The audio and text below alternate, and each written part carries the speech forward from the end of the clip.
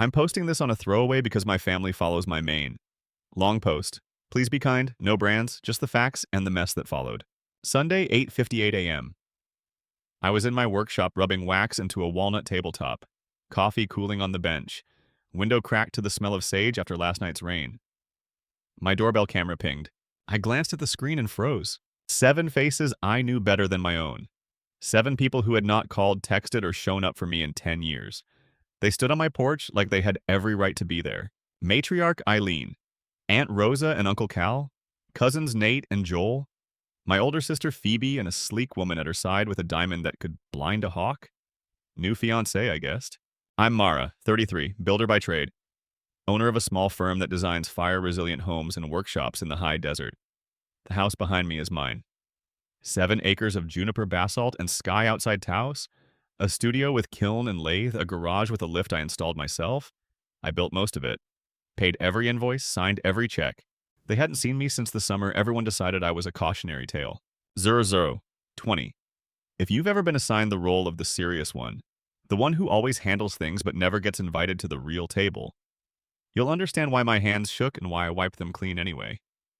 I opened the door, spoke calmly, watched the color drain from their faces. Morning, I said, you're early. No one answered. They gaped at the ceilings, the stonework, the light. I kept my face still. Inside, I felt something quietly click into place. A lock, maybe, or a fuse. To explain why this visit mattered, I need to back up. I grew up in a Gulf Coast town where everyone watched everyone else's manners.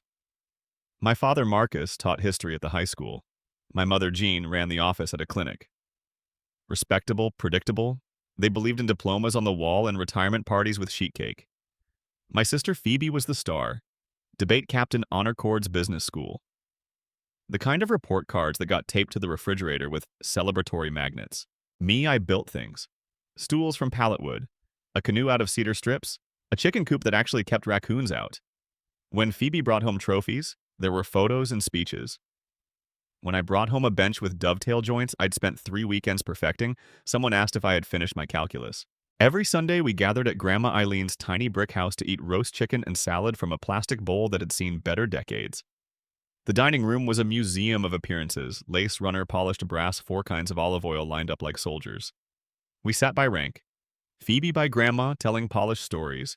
Me at the end, passing rolls and trying not to look like I wanted to leave. The message was constant and simple. Brains belong in offices, hands belong to other people. At 17, I started taking weekend jobs on framing crews. Learned how to read plans, how to brace a wall in wind, how to keep mistakes from becoming disasters. I saved $13,000 by graduation. I told my parents I wasn't going straight to college. I wanted to apprentice with a master carpenter 2 towns over. You would have thought I'd announced a crime. You're throwing your life away, Grandma said over lemon pie. Work like that is for when plans fail, not when they start. I moved out within a week. Rented a room above a mechanic's shop for cheap. Ate rice and eggs. Learned fast. Learned everything. By 22, I had my contractor's license and a tiny ledger that terrified me. My first large job was a storm-damaged bungalow. Original heart pine floors under 5 layers of vinyl. I coaxed them back to life. The owners cried when they saw the sunlight glow through the bas de grain. They told friends work found me. The first time I tried to share a win, it was Thanksgiving. I said I'd landed a $300,000 rebuild with a local gallery. Uncle Cal asked if I had thought about getting a real job for stability. Boom and bust, he said, flicking crust from his plate. Aunt Rosa nodded like she was at church. Phoebe has benefits. Grandma smiled the way people smile at toddlers holding plastic tools. This phase will pass, she told me sweetly. You've always had strong opinions. The phase did not pass, it became a company. I kept my head down. No fancy car, no announcements. I worked. I reinvested. I learned how to speak to inspectors, how to protect edges from fire, how to bid without hating myself, how to say no. I built with basalt and steel and thick glass. I chose clients who respected time and people. My team grew from me plus 1 to 12. At 29, I found this land. South slope, bedrock near the surface, no neighbors staring into your windows. I designed a modest house that hides its strength. Ember-resistant vents, a water tank that looks like sculpture, a safe room I never thought I would need. When the last inspection cleared, I stood alone in the entry and listened to the quiet. That quiet felt like a promise I had finally kept to the girl who slept above a shop. For years, no one from my family knew or cared. Then last spring, a local paper ran a feature on resilient design. They photographed a project. My name appeared. A cousin's girlfriend sent screenshots into the family group chat I hadn't been part of since the flip phone era. The messages began. Polite at first. Hey stranger. So proud of you. We should catch up. Then sharper. Family barbecue this weekend. Grandma misses you. I let them sit unread. Boundaries are simple until someone leans on them. Now, 7 of them were on my porch in 2 cars, an aging sedan with a cracked headlight, and an SUV that still had the rental tag on the key. They had rehearsed this. The camera had caught them pacing before they pressed the bell. Phoebe smoothed her skirt 3 times. Grandma shifted her handbag from wrist to wrist like the handle was hot. The fiancé scanned the property the way people scan menus. Cal checked his watch. Rosa mouthed a prayer. I opened the door because I wanted to look them in the eye and because some moments decide the rest of your life. Lovely place, Grandma said, voice sugar-sweet and tight at the same time. Hard work, I answered. We stood in the entry. Air moved through the clerestory windows. Sun edged the floor. Nate's eyes darted to the beams and back to me. Joel took in the framed blueprint on the wall with a kind of grudging respect I had never seen on him. Phoebe recovered first. She stepped forward with a smile she used to win high school elections. We were nearby for a reunion, she said lightly. Thought we'd surprise you. In the middle of nowhere, I asked. Silence. The fiancé's gaze sharpened. No one corrected me. Come in or keep inventing, I said, stepping aside. They filed past like a slow parade. Shoes squeaked on sealed concrete. Their voices softened as the house swallowed sound. I watched them catalog, compare, calculate. The kitchen island. The long table that seats 12. The view of juniper and sky. It is a simple house, really. Clean lines, honest materials. But to people who measure worth in appearances, simplicity scans like wealth. We gathered in the living room. I poured water. Set out fruit and scones I hadn't planned to share. Old habits die hard. Small talk stumbled out of them. Weather, roads, how tall the grasses were, where I got the stone. I answered in clean lines. Local? Cut on site? Paid my crew well. Every few minutes their eyes met and slid away. Someone was supposed to speak a specific sentence. No one wanted to be the one. Breadcrumbs were everywhere if you knew where to look. The rental key, the tight smile, the nervous way Rosa touched the hem of her blouse when money is about to be mentioned. The fact that Nate had switched to an old phone after promising himself he'd never downgrade. The way Phoebe kept her bag zipped like it contained a script. I decided to help them. So I said voice even. Which of you will ask first? Zo 510. Aunt Rosa cleared her throat. That was always the signal in this family. The clearing of a path for what people really came to say. Her eyes glistened. She looked at Grandma, then at Phoebe, then finally at me. Mara, she began, we've been thinking about family. Of course they had. Before she could continue, I glanced at the woman with the diamond. I don't think we've met. Tamsin, she said, Phoebe's fiancé. She said fiancé like a credential. I nodded and waited. Outside, a hawk traced a calm loop over the ridge. Inside, my pulse stayed steady. 10 years teaches you that calm is a tool. Rosa took a breath to speak again. And that's when the truth finally stepped into my house. Rosa wet her lips. Mara, we've been thinking about family. Grandma Eileen folded her hands on her purse. The purse stayed on her lap like a judge's gavel. Cal watched my face the way people watch a stoplight. Phoebe's smile tightened by a millimeter. Tamsin measured the room, again eyes lingering on the safe room door I'd concealed as a bookcase. I like your shelves, Tamsin said, almost casual. They hold what matters, I said. Rosa tried again. We've had a rough year. I nodded. Most people did. Silence stretched. You could hear the cooler whisper. You could hear someone upstairs. My cat jumped down onto a rug. You could hear the moment everyone decided who would say the unpleasant part out loud. It wasn't Rosa. It was,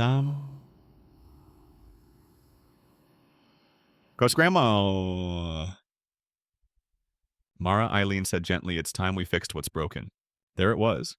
The soft glove that hides the hook. She reached for my hand and stopped when she remembered, I don't do theater hugs anymore, bud. I kept my voice even. What broke Grandma? She blinked. Well, distance, misunderstandings, and you being independent. I almost smiled. Independent had been their polite word for stubborn since I could hold a pencil. Phoebe set her bag on the coffee table. The zipper's pull clinked. Something heavy inside paper stack, maybe a folder. Her hand rested on it like a guard at a gate. We're hoping, she said, to build something together. Like what I asked. A family venture, Cal added. His tone tried for light, landed closer to sales pitch. There was a tap against my phone. A message banner slid across the screen from Rafi, my foreman and friend. Rafi. 2 cars at the gate. I don't know, need me up there. Also saw Cal at the co-op last week asking about your property lines. Weird. Validator. My gut had not invented the tension. My pulse didn't change. I typed back. Me? I've got it. Thanks. Keep cruise off the ridge trail today. I set the phone face down, the small precautions that keep you calm. Tell me about this venture, I said. Phoebe looked to Grandma. Grandma nodded like a conductor. Tamsin crossed one leg over the other, a shine of diamond like a lighthouse. Joel cleared his throat. Nate scratched a thumbnail across a seam in the couch and pretended not to be doing that. We want to open a retreat, Phoebe said. Something local. Wellness and workshops. Weekend packages, nothing huge. An asset for the town.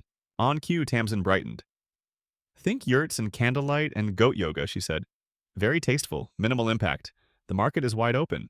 Goat yoga on this ridge. The image almost made me laugh. Almost. What does this have to do with me, I asked. Now Rosa's hands twisted in her lap. Investors like a story, she said. You have one. You know design. You have land. And credibility, Cal added. Banks love credibility. My jaw stayed easy, I see. Tamsin leaned forward. It'd be win-win, she said, using the cheerful voice people use when the map only goes one way.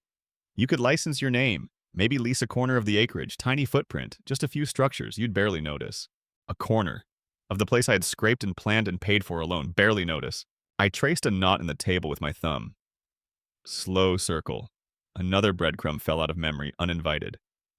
The day after my graduation, Grandma had set 5 kinds of mustard on the dining table like trophies and compared them out loud. There's a condiment for every taste, she had said, but there's only one proper path. My mother had laughed. I had pretended to laugh. We were good at pretending. Later that afternoon, Uncle Cal asked if I could pop over to fix the gate because you're handy and all. I had fixed it and gone home with grease under my nails, and a new understanding in this family help meant unpaid labor and love meant compliance. Phoebe stroked the zipper pull. It's small, she said. I could walk you through the numbers. Before numbers, I said, why the surprise visit? You have my email. You could have set a meeting. Grandma answered, not looking at me. We hope to see you. After 10 years, she pasted on a smile so elegant you could frame it. You know how time disappears. Noor's name flashed on my phone next. My anchor. The neighbor who throws Clay 3 properties over and who brings soup when I forget to eat. Noor need a rescue call. I'm glazing but can burn 10 minutes. Me hold, not yet. I lifted my head. You said it's been a rough year, I said to Rosa. Tell me what that means. Rosa's eyes flooded like rain on tile. Nate lost hours at the plant, she said softly. Joel's boy has asthma. The apartment has mold. We tried to get out of the lease. The landlord said no, we're behind. A real need lives very close to a con. You can see both from the same porch. Nate kept his gaze on the seam. Don't make it sound like a sob story, he murmured. We're working. It's just tight. I believe the asthma. I believe the hours cut. Life bites hard and randomly. I did not assume cruelty in them. I also didn't confuse need with entitlement. Why not a bank loan, I asked. Phoebe's smile slipped. We applied. Tamsin's mouth did a quick little line. Underwriting dragged, she said. Risk models and all that. Translation, I said. Tamsin's chin lifted. They declined, but only because they want a stronger guarantor. There it was, the edge of the envelope. What do they need, I asked. A signature, Phoebe said. Too fast, too bright. A cosign. Just until revenue stabilizes. 6 months, maybe a year. Grandma tapped her purse lightly. A bridge, she said. Families build bridges. Nor again. Nor. Your cat just trotted past my studio with a lizard. He looks proud. You okay? Me fine, promise. I turned back to my guess. Who owns the retreat? We'd all have shares, Cal said, but you is the key partner. Key how? Your land, Phoebe said, and placed her palm on the bag. The script inside shifted. A small carve-out, long-term lease, option to purchase later, very clean. And if the loan defaults, I asked. Grandma smiled as if I'd asked for tea. It won't. Answer it, I said quietly. The smile thinned. Well, Cal said, glancing at Phoebe, the bank would have recourse? Against me, I said. If you sign, he said. And the land? It would be Tamsin started then. Bit the word. She was too new to know which details you're supposed to avoid. It would be collateral, she finished. A formality. Formality. I breathed once deep. The house smelled like citrus oil and sunlight. The smell steadied me. Another breadcrumb slid into place. Last year, before the newspaper profile, a stranger had DM'd my business account with a proposal to monetize unproductive acreage using eco-lodging. The attached deck had a watermark from a local marketing firm. I hadn't replied. The email domain matched a company that caters wellness influencers. I'd thought it was random spam. I wasn't so sure now. I looked at Phoebe. How long have you been planning this? I asked. Her eyes flicked down. We thought about it in June. Before or after the article, I asked. She didn't answer. She didn't have to. Uncle Cal cleared his throat. We're not here to take, he said. You'd earn. A generous split. We value your brain. My hands too, I asked. He didn't like that. Tamsin leaned in like a coach. A woman with your brand needs scale, she said. This is scalable. You could sell workshops. Name a line of tools. People love stories about rising from nothing. Rising from nothing. I had risen from a mechanic's loft and long days in work I liked. That was not nothing. That was building. My phone buzzed again, Rafi. Rafi heard something else. Cal asked if you still had unused water rights. Said you were open to partnerships. Sounded off? Want me to hang nearby? Me no, but thank you. Validator again. I watched them. The rehearsal was unraveling. They had counted on nostalgia. On my need. On the part of me that once begged to be invited to Eileen's good seat. I had that part still. I just don't let it steer. Where's the rest, I asked. Phoebe flinched. The rest what? The paperwork, I said. The part where my name appears without my knowledge. The part where the bank thinks I'm already on board. The part where you've used my land and drawings. Joel shifted in his chair. He'd never been good at silence. There's a draft, he mumbled. Draft, I repeated. Phoebe opened the bag. There it was, a manila folder, corners, dog-eared, a clip holding it shut. My last name handwritten on the tab in someone else's handwriting. My skin went cold and then hot. She slid the folder toward me. Just to look, she said. Before I touched it, I remembered a different folder. The one I carried to the hospital when Grandma had her procedure years ago. The one with a card and a check inside the check that vanished into a quiet pocket when I was told immediate family only. That folder had felt like hope. This one felt like a trap disguised as a picnic. I stared at the tab. A breeze moved the curtain. Out on the ridge, the hawk banked, found a warmer current, and rose. Let me tell you what I see, I said. I pointed one finger, listing like framing studs. I see a lie about a reunion. Cal opened his mouth. I held up my palm. He closed it. I see a plan that started when my name hit print. Phoebe's face colored. Truth has a way of tinting skin. I see real needs mold and a kid who can't breathe mixed with something that wants to use what I built as a buffer for your risk. Grandma's jaw clenched. We are not using you, Mara. You are, I said gently. And you're telling yourselves a story about love to make it feel noble. Rosa cried openly now. She was not pretending. She never had the stomach for scripts. I reached for the folder. The clip was dented. The cover smelled faintly of store dust and someone's floral lotion. When I opened it, the first page was a rendering. 3 circular pads set like coins on my slope. A line of tiny bulbs hung between posts. A path cut through juniper. The caption read, Phase 1 Serenity Pods, under 1,000 Sodonkutskat. My company's name floated at the bottom in a font I had never approved. Beneath the drawing lay a term sheet. Borrower names a family holding company I'd never heard of. Guarantor, my full legal name. A credit pull authorization with a signature line already sticky with pressure from someone tracing the space. I put 2 fingers over my name and slid the page back into place. I looked up. Who forged? I asked, voice quiet enough to make even bravery lean closer to hear. No one spoke. In the silence, my phone chimed again. Nor 3 dots then. Nor.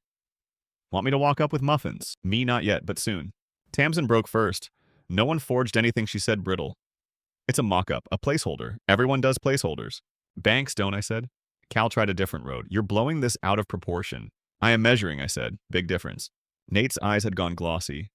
We didn't want to hurt you, he said. We just thought you might say yes if you saw it. You wanted the effect of consent, I said, without the work of earning it. Grandma lifted her chin. We're trying to be a family. I nodded. So am I. I stood. They watched me rise like a storm. I wasn't mad. I was clear. If we're going to talk about family, I said we're going to talk with facts on the table. I held the folder midair. Let's start with these. I held the folder up. We'll start here. No one moved. The room hummed with the quiet of people who hear their own pulse. I opened to the first tab. Term sheet. Dates from last month. Borrower Ridge Well Collective LLC. Members, Cal and Rosa Phoebe Nate Joel. Manager Tamsin Archer. That was a new detail. My name sat alone on a separate line, personal guarantor Mara Ellison. I looked at Tamsin. Manage. She lifted a shoulder. Operational know-how. You manage what you haven't built, I said. Useful trick. Next page. Collateral. Legal description of my parcel. APN number correct. A small box ticked. Includes water rights subject to transfer. At the bottom, see attached survey sketch. Breadcrumbs clicked into a pattern. Rafi's text about Cal at the co-op. The rental SUV, the bag with weight. They had rehearsed this. I flipped to the sketch. It wasn't a survey, it was a traced county map with my fence line drawn in highlighter. A dotted oval circled my south slope. Someone had written Phase 1 pad in bubbly letters. A second note bathhouse here with a heart. Who drew this, I asked. Concept only, Tamsin said. We'll hire pros. You use my parcel number, I said. Pros will assume consent. Cal leaned forward. Come on, Mara, don't be dramatic. I'm being literal, I said. Next tab, brand deck. My company's logo, a mark I filed and paid for, sat in the corner of each slide, recolored to a soft beige I would never use. Stock photos of laughing couples in flannel. A page titled Story with bullet points that sloped toward myth. Local girl rises from nothing. Builds with her hands and heart. Returns to uplift family. Funny thing is, I did rise. Not from nothing, but from long days and kindness from people with grease under their nails. And I did come back. Not for applause, for land and quiet. The story they wrote stole all the costs and left only the photo. I turned another page. Cash flow, projected revenue from Serenity Pods, day passes, classes with my name on them. A line item, license fee to Mara, 3% of net. I kept my face still. 3% was an insult dressed like gratitude. I slid out a thin, stapled stack from a back pocket. Credit authorization. My legal name typed clean. My address exact. A signature line with a swoop that looked like mine at first glance. It wasn't. The curve on the E was wrong. The date used a slash I never use. I felt cold settle in my wrists. Who signed this, I asked. Silence. Rose's breath hitched. Nate stared at the floor. Joel's knee bounced. Cal finally said, It's a sample. It's a forgery, I said. Phoebe's voice came sharp. We were going to ask you today. You asked a bank already, I said. You used my data. How would we have your data, Tamsin asked too fast. Half this county knows my parcel number now, I said. And my license is public record. You sat with someone and filled in blanks. Rafi again on my screen. Rafi seeing a Desert Federal SUV in town. Heard they're pushing experience loans. You good? Me with family. Folder has my name on a credit form. Rafi, want me to call Leo? Leo. My bookkeeper, part-time magician with paperwork, full-time truth teller. The guy who flagged a vendor double charge before I noticed. The validator's ally. Me, yes, ask him to check my credit alerts. I slid the stack back and kept going. Emails, printed, sloppy. One from Phoebe to Soren. See at Desert Federal. We're aligned. She'll be reasonable once she sees the vision. Can we hold the rate if we submit by Friday? Water rights included per our call. Aligned, reasonable. Words people use when they want your yes without hearing your no. I looked up. Who is Soren? A loan officer, Cal said. He's a friend. Of who? Mine, Tamsin said. Of course he was. My phone buzzed. Unknown number. Desert Federal under it. I pressed speaker. This is Mara. A man coughed. Ms. Ellison. This is Soren Chow from Desert Federal. I'm calling to confirm a personal guarantee attached to Ridgewell Collective, LLC. Is this a good time? 7 heads jerked. Tamsin went pale, then pink. Phoebe swallowed. It is, I said. You're on speaker. The principals are here. Silence on the line, then a careful tone. Right, we usually... You attempted to run my credit, I said. Please explain. Papers rustled. Someone in an office whispered. He covered the receiver poorly. We received an authorization form with your name, he said. And an email from Phoebe Ellison indicating family consent pending signature. Our process requires direct confirmation. Good process, I said. Send me a copy of what you were given. I can email a scan. Now, I said. Of course, to the address on file. No, I said, and gave him one I use for legal notices only. And Soren. Yes. Freeze anything with my name until I email you an explicit yes. You won't get one. His voice shifted to relieved compliance. Understood. He hung up. The room stayed very, very quiet. I turned the phone face up on the table. The dots on the mail icon blinked like a heartbeat. Cal spread his hands. Mara banks do this all the time. No, I said. Banks don't guess at consent. People do. Phoebe pushed hair behind her ear. A nervous tell she had crushed out of herself in business school and never quite killed. We were under pressure, she said. Timing. Rates? The land is better used. The land is used, I said. You're standing on it. Rose's voice was small. We thought if you saw how much it could help. Help who, I asked. She flinched. All of us. There's a boy with asthma in this story, I said quietly. Say his name out loud. Eli Joel whispered. He's 6. I nodded. I believe Eli needs clean air. I'll help with that. I won't fund a lie to get there. Tamsin sat straighter. Her tone cooled to metal. You're being punitive. I'm being precise, I said. There's a difference. Another email pinged, then a second, Leo first. Leo heads up. Attempted hard inquiry from Desert Federal blocked by freeze. Good call on those settings. Want me to flag potential fraud? Me, yes. Please draft a notice. Hold for now. Then Soren's scan arrived. I tapped the screen. A PDF preview opened. The image filled with my printed name and someone else's hand pretending to be mine. The forged loop, the wrong slash, a smudge where an elbow dragged. I did not react with volume. Quiet devastation works better. It lets truth ring. I rotated the phone so they could see. Look, I said, and breathe before you speak. Rosa covered her mouth. Nate's face folded. Joel whispered, I told you this was a bad idea, and then flinched at his own honesty. Revealer found. Phoebe's eyes flashed. We weren't going to submit without you, she said. You already did, I said. That's why Soren called. Grandma straightened back regal. Manipulator unmasked by the simplest light. We're family, she said evenly. We move as one. We never did, I said. You moved? I was expected to follow. She tightened her grip on the purse. Don't be cruel. No cruelty here, I said. Only math. I stacked the papers, aligned their edges with my thumb. That small order calmed me. You came to my home, I said, voice low. With a lie about a reunion. With a plan that uses my name and land. With a forged authorization. And you're calling my no cruel. Tamsin tried the last door. We were thinking like entrepreneurs, she said. Sometimes you have to posture. Banks expect it. Ethics don't change with the room, I said. She gave me a look I recognized, the look of someone measuring whether shame will work where charm failed. You're successful, she said. Act like it. I am, I said, by refusing this. The air shifted the kind of quiet pivot when wind changes and candle smoke climbs straight. I tucked the folder under my arm. Here's what happens next. I print the scan mark, every lie we talk with the papers open. Then I make 2 calls, my attorney and a boy's pediatrician. Joel's head snapped up. You'll help Eli. Yes, mold remediation, an air purifier, and a new lease if the landlord plays games. Clean, direct, no strings. Rosa cried this time with relief. Grandma's look bounced off her. Something had moved. Bring your honesty, I said, and led them to my office. The hidden door released with a press on a book. Tamsin looked stunned. She'd seen set dressing, not a fire-safe room. Cedar and toner. The printer woke. Close the door, I said. Pages slid out warm. Read, I said, laying the first print flat. Phoebe credit authorization. Guarantor Mara Ellison. Again. Her voice shook. Guarantor Mara Ellison. Cal, I said, pushing him the term sheet. He read until he hit my parcel number, then the note. Cross default applies. Transfer of water rights permitted upon consent. Grandma, I said, handing her the brand deck. She read the bullets. Local girl rises. Builds with her hands. Returns to uplift family. I'm not a story to sell, I said. I'm a person you forgot. My phone dinged Leo pre-application on my parcel for temporary lodging, a letter of authorization with my typed name. A courier knocked with a certified packet, notice of pre-application meeting. Site plan, 3 pads, a bathhouse, a path through juniper. Manager Tamsin. Owner me. I set it down. Who filed this? Silence. No more we, I said. Say I and what you did. Joel, I printed the deck. I said the authorization felt wrong. I still printed. Rosa, I called Eli's landlord and then waited because I thought the retreat would fix everything. Cal, I met the co-op. I used your parcel number to look serious. Phoebe, I emailed Soren. Wrote that consent was pending. I believed you'd forgive us because it was convenient. Tamsin, I set the county meeting. Timelines matter. The clerk said letters work, so I wrote one. The clerk didn't tell you to type my name, I said. Grandma lifted her chin. I told everyone to act. Families need a leader. You manipulate and call it love, I said. Another ping Leo again, a draft ground lease in a county-linked drive uploaded by Tarcher. I printed it, Tenant Ridgewell Collective.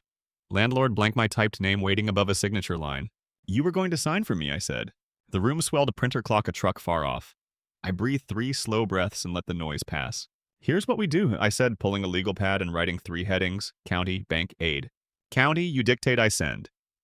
Tamsin gave the file number. I typed, withdraw file number chumnoptaub. Owner did not authorize. Any document stating otherwise is false.